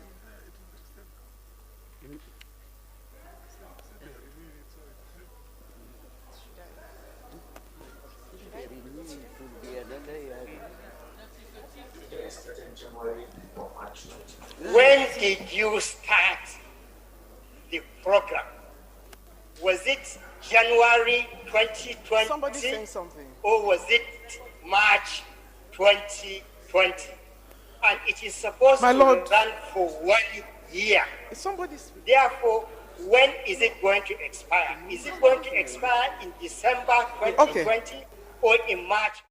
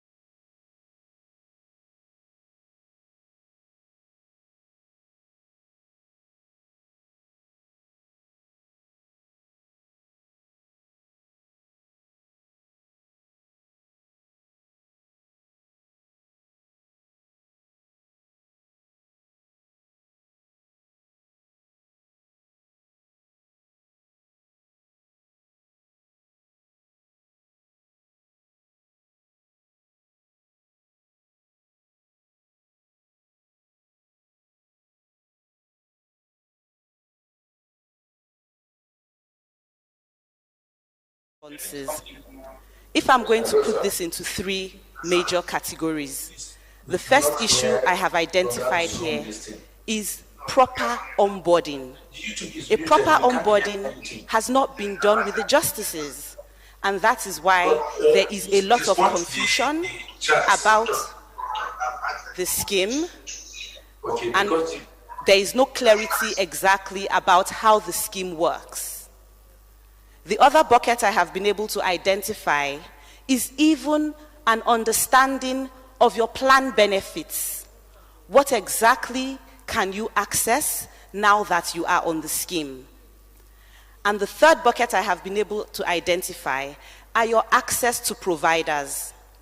What hospitals, what dental clinics, what optical facilities can you access coming on this scheme? So, from all the feedback I have received, or from all what I have listened to now, those are the three major buckets I have been able to put these issues into. So I'm going to introduce my colleague here, Lekon, who runs the international desk. He's going to do a quick onboarding on exactly what BUPA is and how you can benefit from BUPA, fully access and utilize this. Thank you very much. Good evening, everyone. Good evening, Justice. My name is Ola Lekon, like the head of sales mentioned. So I head the international desk, and my details and that of my colleagues were part of what was shared with everyone. So picking on the first one, the onboarding process, I'll give a background. BUPA International is a British United Providence company in the UK, which has partnerships with hospitals around the world. Excuse me. Which has a relationship with hospitals around the world. Like he rightly mentioned, the only exclusion to that is the US. And why that is because the healthcare system in the US is a bit complicated. It's unlike what we have in the UK and other European countries. So it's a bit of a complication when you want to access care in the US. But for every other part of the world, BUPA has been able to develop that relationship. We at Avon, we have a partnership with BUPA. If anybody goes to BUPA's site now, for example, and say you want to buy a plan, currently BUPA is not selling the product to any individual in Nigeria. It's because of the peculiarity of the group of people we presented to them that we were able to register as much people as we have now in the NJCs. The benefits, you are on the highest plan, which is Avon BUPA Gold. You have an overall limit of $750,000, like you mentioned. That is the benefit. It is not the premium. The overall limit is $750,000, and it has what it's covered. It's what it covers, I mean. And under the benefit, we still have examples of other benefits that you have sub-limits on. So I'm going to start just to run through it. If you require medical care in any part of the world that would need you to spend the night in the hospital, you are covered in full. You'll be admitted into their private room, which is the highest room in that hospital in any part of the world, and you'll be covered up to the limit of $750,000. This covers surgeries. This covers as complex as cancer. I pray that doesn't happen. If there's need for you to receive chemo, radio in any part of the world except USA, you are covered up to this $750,000. If there's need for you to do a transplant, it's covered under this $750,000. If there's need for you to do a surgery, let's say a bone transplant, joint transplant, it is covered under these benefits. Nursing care covered under these benefits. Physicians, theaters, anesthesia, intensive units. If there's need for you to be admitted into ICU in any part of the world, is under this $750,000. If you need to do MRI, that's magnetic resonance imaging, CT scan, colonoscopy, that's them checking your intestines. It is part of this benefit. The other benefits, that's going to the justice that asked regarding optical, the limit there is $600. $600 such that you can get glasses, consultation, and the lens in any part of the world except USA to the tune of $600. For dental treatments, you want to scaling and polishing, you remove extraction, you are covered up to $1,000, any part of the world excluding USA. But any cosmetic treatment such as teeth whitening, it's not covered. It's not considered as an essential medical services. It is categorized as cosmetic treatment, so it is not covered. Yeah. So you have an outpatient limit of $2,500. Outpatient limits means that anything that will require you going into the hospital and coming out same day, such as consultations, dressings, medications, little blood work, these are covered under the $2,500 limits. Then you have a wellness check of $1,500 that can be done in any part of the world except USA. So, in summary, if you need to access care, instead of you going through the worry of how do I get hospitals or where do I get, or even if you have hospitals and you want us to make arrangements, you just call our line, we arrange everything, and all you need to do is when you get there, identify yourself as Elaleko Ayinde, and then they take you to the doctor and do your test. For Dubai and everywhere, we help you to ease the process of you accessing care. So if there are any other questions, they will share my email address and my number. You can always call us anytime. We are at your service. Then the concierge, though, that's the part I mentioned, that we help you to ease the process. Okay, and also it covers only the individual. If you have family members you want to bring on the plan, you would have to arrange for them personally, privately. Your plan only covers the justice, not wife, not children. Then the benefits are not transferable to the next year. Once you don't access that benefit for that year, it is gone at the end of the membership year. Thank you very much, sir. Yeah, individual.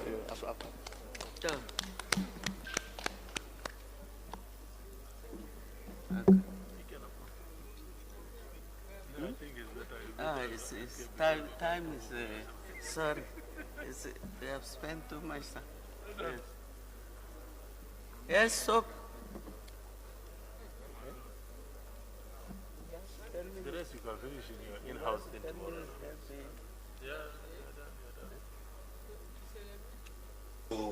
Okay, is thank the process you of very you much accessing for care. your presentation. So, we are grateful. At least we are more informed now. Thank you. Hmm? Okay. Okay.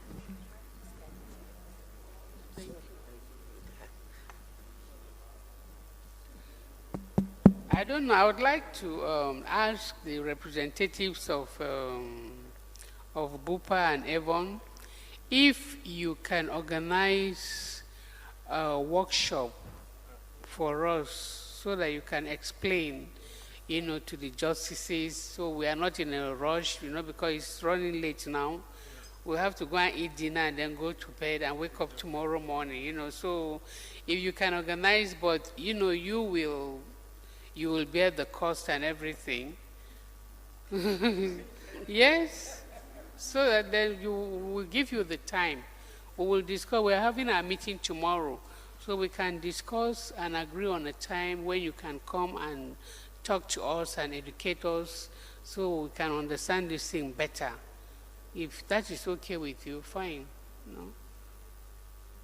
Ma, it's actually our pleasure to do that, and that is one of the things we do at no cost to the NJC. And that is the onboarding process of how the scheme works. And we should do it at least once every year. And in subsequent years, it's almost like a refresher for those who have been on the scheme in prior years, and like a new induction for the Court of Appeal judges that are coming on. That way there will be less confusion, because you are properly onboarded and you understand how to even use us to access concierge services. Tell us ahead of time, I want to access care. We book the appointments, we get those things sorted. So it just makes the entire process of accessing care very seamless, and the customer experience itself is something you look forward to. Because going to the hospital in itself is an inconvenience. Nobody goes to the hospital, it's not a hotel. So it's actually our privilege to help with the concierge service to make sure that is seamless and your experience is good. Thank you.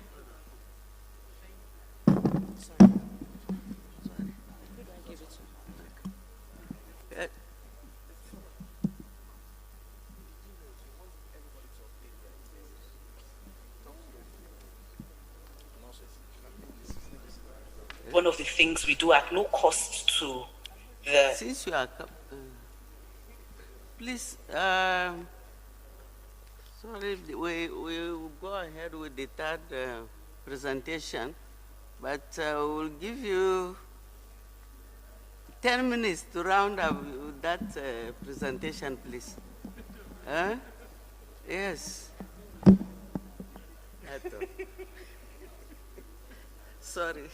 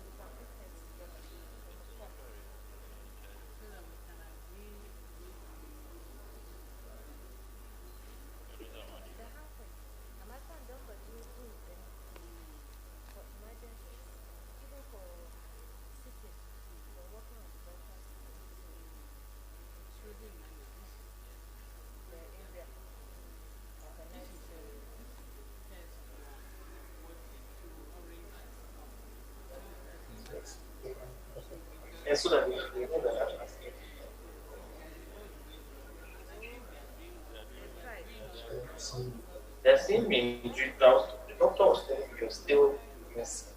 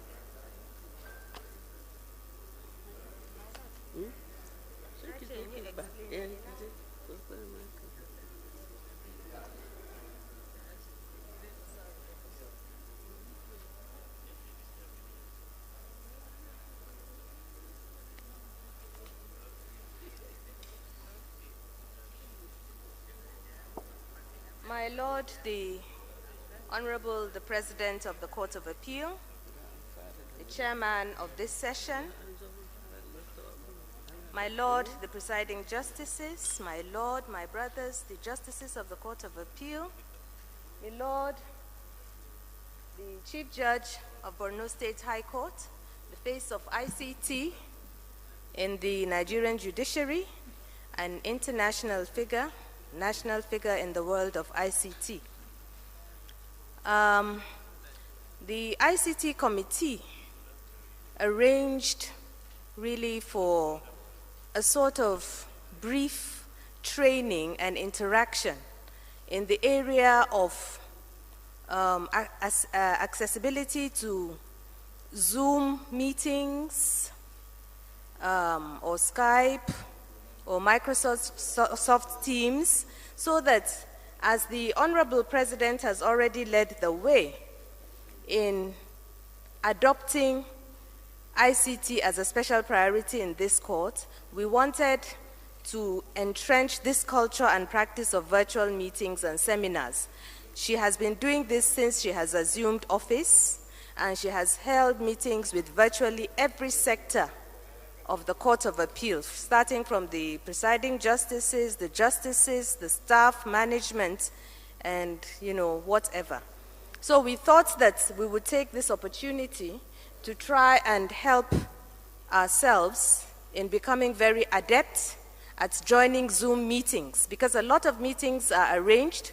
NDIC, AMCON, the president has invited them to come and organize workshops, and a lot of us miss out because we are unable to hook up. And our ICT officers in our various divisions have also sometimes not been very helpful. The internet service also has been a problem. So we wanted an opportunity to address this evening practically, to do practical demonstrations. And then also practical demonstration in respect of the legal email system, which we have, the technology we borrowed from the NJC, and other things we wanted to show you practically. But time has gone. So I have pleaded with the Honorable President to give us another time when we will organize a proper workshop where we will interact properly, have practical demonstrations, and actually benefit, and not just rush things this evening because we are on the program. And she has graciously agreed. We will therefore be working with the training committee headed by the Honorable Justice Mukhtar to see how we can organize this workshop for all our benefits. Thank you very much.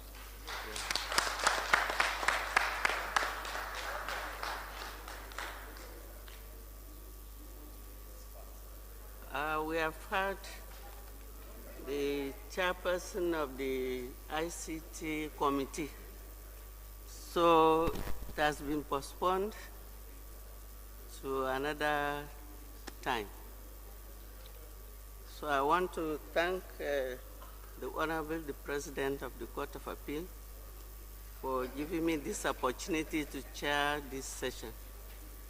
I also want to thank the Chief Judge of Borno State, the expert presenter, for doing an excellent job to us this evening. We also want to thank the BUPA representatives and the NJC representative for explaining this, the boiling issue around this BUPA healthcare insurance. So we have come to the, I also want to thank you for your contributions and your patience, because I know we have stayed long, but I'm sure you have benefited from what we have done this evening. Thank you very much, and we have come to the end of this session. So,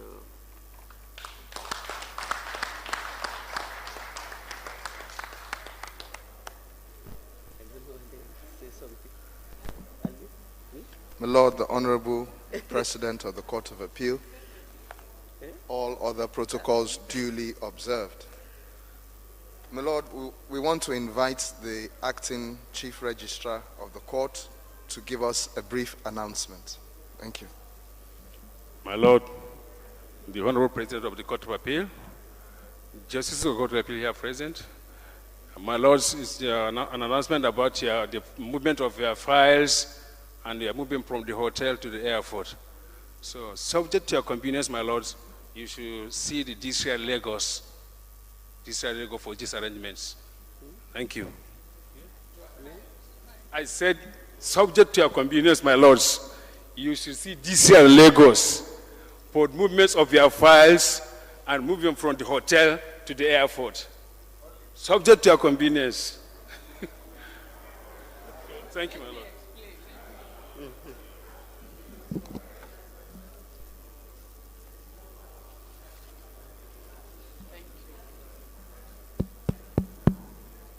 Good evening again, my lords, the PJs and justices of the Court of Appeal, my dear learned brothers. What the acting CR is saying is, if you desire your files and record books to be transported for you, maybe to Abuja as a central place, you can please indicate in case you are worried about excess luggage, so that we can get the thank you. So the DCR Lagos will organize according to your convenience and preferences, and then also our movement to the airport on Saturday, I guess. I think most of us are leaving on Saturday after our gala night tomorrow. So that's what she's trying to say. So just indicate, by whatever means, what do you want them to do now? Well, just to arrange the files. Initially, we had wanted to move them all to Abuja, but no, we agreed that with him. That's why I say, subject to our convenience, he should see them. So that we should know where, is it to Abuja or to our respective divisions? He'll be here. Whether we take these files directly to Abuja or to your respective divisions. That's why I say subject to your convenience. Yes. I thought we had reason that we should take them to a central place, to Abuja, and then your DCRs will arrange to come and evacuate them to your respective divisions.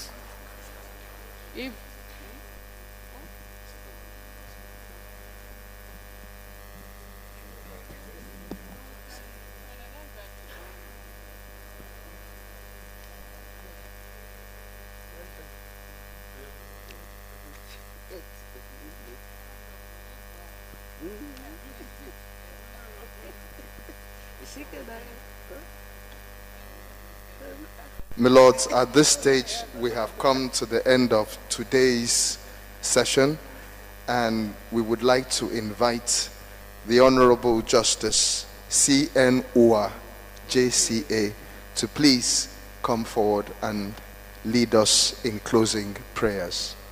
Thank you very much, my Lord. My Lord.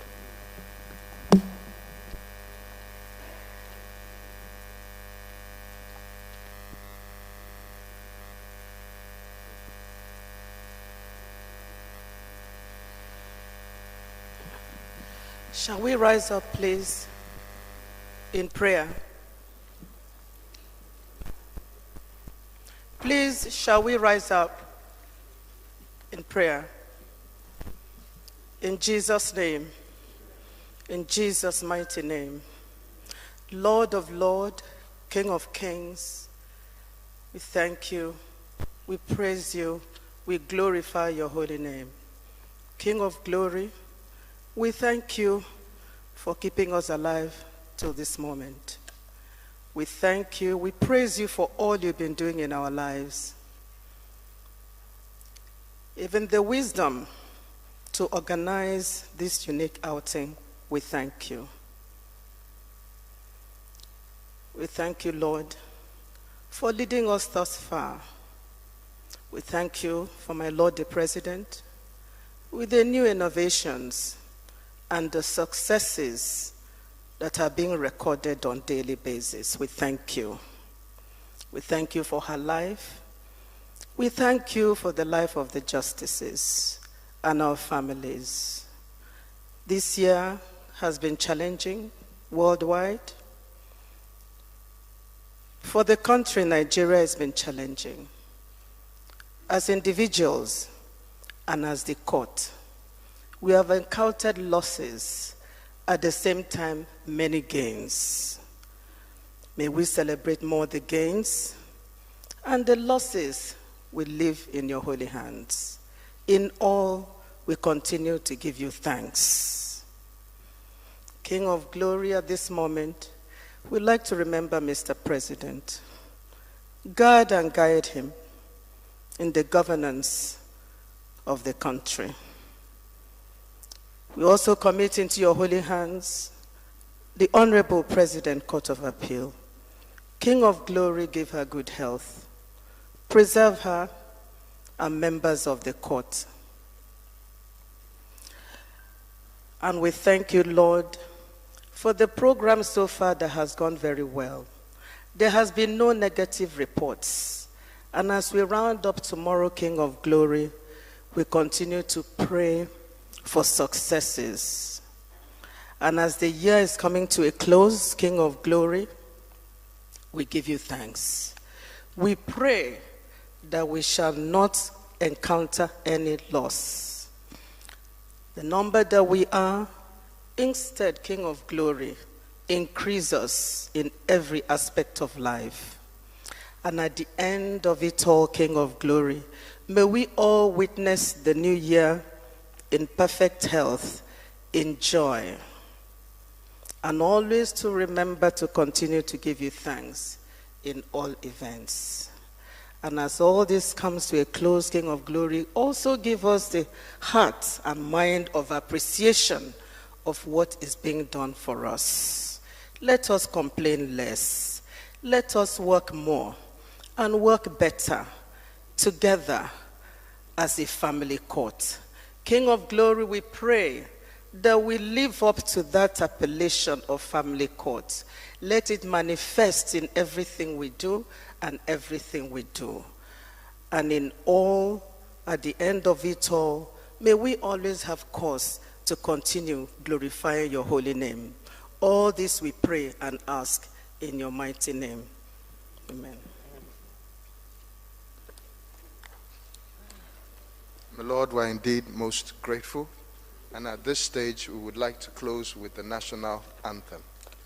Arise, O compatriots, Nigeria's call obey, to serve our fatherland with love and strength and faith.